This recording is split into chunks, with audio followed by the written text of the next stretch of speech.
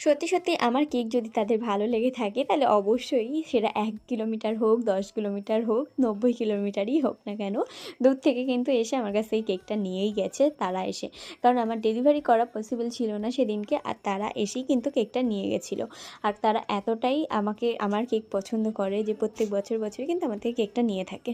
তো এবারও তার অন্যথা কেন যায়, তো এবারও তার দিদির আর তার বোনের বার্থডে উপলক্ষে কিন্তু ২ দিন আমার কাছ থেকে পরপর কেক নিয়েছিল। তো একটা ছিল বোধহয় ৫ তারিখ, একটা ছিল ৬ তারিখ, আমার ঠিক ডেট মনে নেই। তো যাই হোক, কেকটাগুলো তোমাদের কেমন লাগছে আমাকে কিন্তু অবশ্যই জানিও।